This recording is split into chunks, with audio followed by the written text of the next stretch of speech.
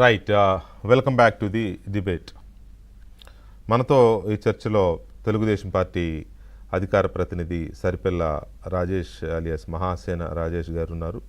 అలాగే జనసేన సీనియర్ నాయకులు అధికార ప్రతినిధి కిరణ్ రాయల్ గారు ఉన్నారు. అలాగే హైకోర్టు ఆంధ్రప్రదేశ్ అడ్వకేట్ ఉమేష్ చంద్ర గారు కూడా మనతో చర్చలో పాల్గొంటున్నారు.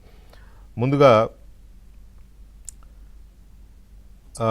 ఈ కేసులకు సంబంధించి నేను చెప్పాను కదా, తమిళనాడులో ఒక ఎమ్మెల్యే ముఖ్యమంత్రి విజయ్ గారిని అసభ్యంగా దూషించడంలో ఇదంతా చెప్పిందే కదా.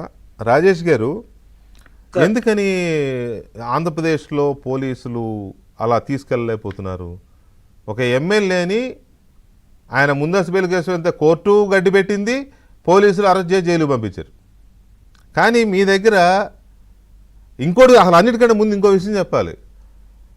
కిరణ్ అనే అబ్బాయి భారతీరెడ్డి గారిని ఒక మాట అన్నాడని 3 గంటల్లోగా అతను పోస్ట్ పెట్టాడో కామెంట్ చేశాడు, 3 గంటల్లోగా అరెస్ట్ చేసి సొంత పార్టీ, మీ పార్టీ వాడే, తెలుగుదేశం పార్టీ వాడే పంపించారే.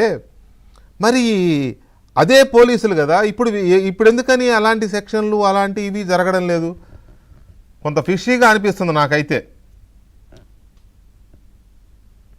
సార్, అది ముందుగా మీకు అలాగే ప్యానల్లో ఉన్న మిత్రులకి, ఏబిఎన్ ప్రేక్షకులకి హృదయపూర్వక నమస్కారం అండి.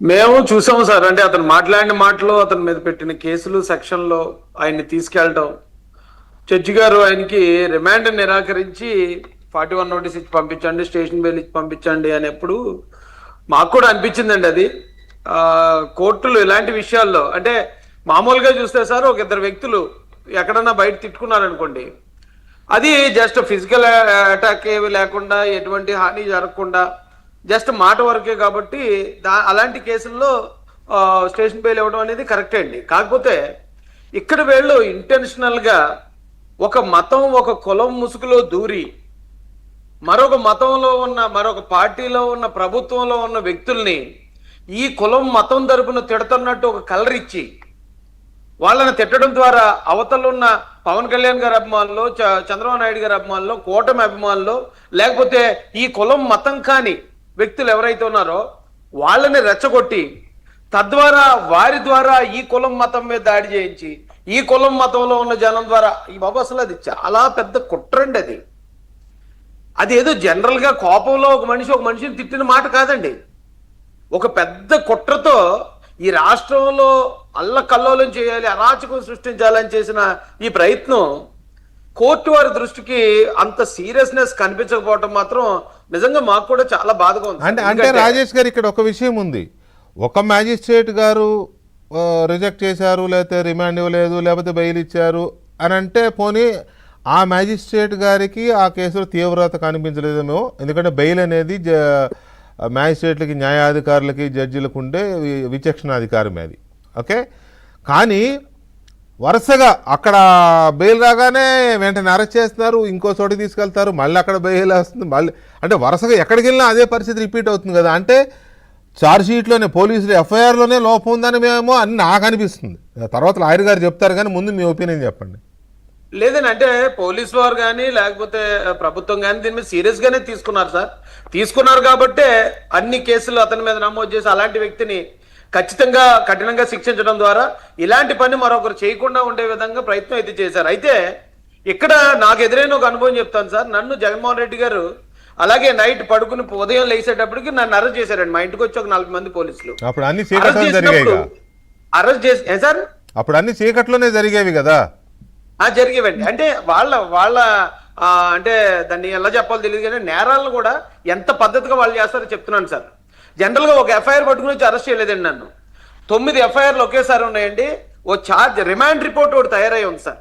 ఈ 9 కేసులు ఎప్పుడు నమోదయ్యో కూడా తెలియదు, కానీ 9 కేసులను మెన్షన్ చేసి ఇతను హ్యాబిచువల్ అఫెండర్, ఇన్ని కేసులు ఉన్నాయి, ఇతను కంటిన్యూగా నేరాలు చేస్తూ ఉంటాడు, కాబట్టి ఇతన్ని రిమాండ్ చేయాల్సిందే, మాకు రిమాండ్ ఇవ్వాల్సిందే అని చెప్పి ఈ 9 కేసుల్ని, ఆ రిమాండ్ రిపోర్ట్ ని అక్కడ మ్యాజిస్ట్రేట్ గారికి సబ్మిట్ చేసిన వెంటనే వారు చూసిన వెంటనే, మరి పోలీసు వారు చెప్తే నమ్ముతారు కదండి, ఓహో ఇంత పెద్ద నేరస్తుడా ఇతను అని చెప్పి, అన్ని తప్పుడు కేసులు అనే విషయం వారికి తెలియదు కదండి. వెంటనే రిమాండ్ ఇచ్చారు నాకు.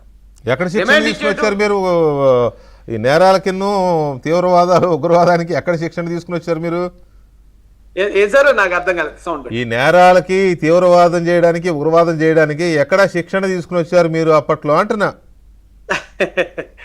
శిక్షణ తీసుకోక్కర్లేదు సార్. జగన్ గారిని వ్యతిరేకిస్తే మనం టెర్రరిస్టులు అయిపోతాం. అంటే అంతేనా? ఓకే. అంత పకడ్బందీగా వాళ్ళు చేశారు సార్. ఇక్కడ ఏంటంటే ఉన్నది ఉన్నట్టుగా అవును అతను తిట్టాడు, తిట్టిన దానికి ఈ సెక్షన్ అప్లై అవుద్ది, సో ఈ సెక్షన్ వేసి వారిని కోర్టులో తీసుకెళ్ళడం అంటే చట్టం తన పని తను చేసిందండి.